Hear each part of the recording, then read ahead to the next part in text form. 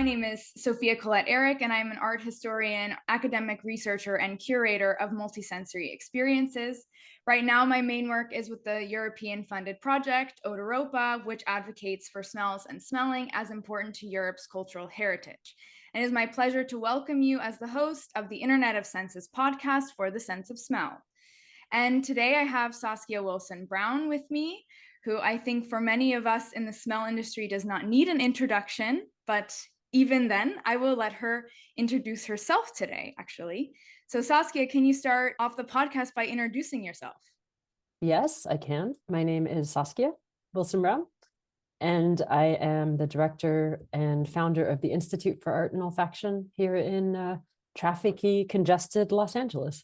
So today we will talk about the Institute for Art and Olfaction, of course, and also about Saskia's PhD research, which focuses on perfume and IPR, or intellectual property rights, which we'll expand on more later as to what that means and why these two things are related, perfume and intellectual property rights. So to kick off the podcast, I know that you previously worked in entertainment and as an art director and producer.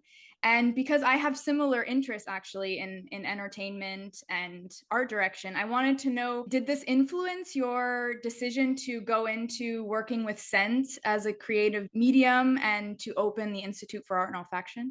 Not really. I think the thing that influenced me more was my practice as an artist, And, art director sounds fancy, but actually what the job entailed was a lot of driving around and picking up things and wrangling snakes. And, it was a very hard job, let's put it that way. So I think a lot of why I became interested in scent was, a result of working in the entertainment industry, I guess, and finding that it lacked what I needed to be happy.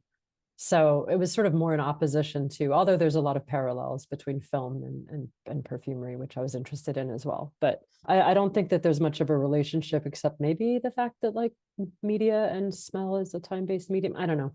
It certainly didn't impact like the starting of the Institute, except in opposition to, I think. Yeah. So were you an artist before you Yes. went into scent? Yeah. Yeah. I mean, I was an artist. I am an artist, or I was an artist. That's what I studied. I got a master's in art, and that's what I was interested in when I got into the film and TV world, because, one needs to make a living. And in the States, and as well as everywhere in the world, really, it's really hard to be an artist. It's a hard slog.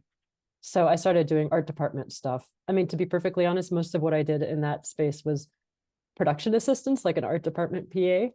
And then eventually I got a couple jobs as a production designer, which was for like a couple hip hop videos for Master P. So, the design was literally placing the girls in bikinis and the snakes.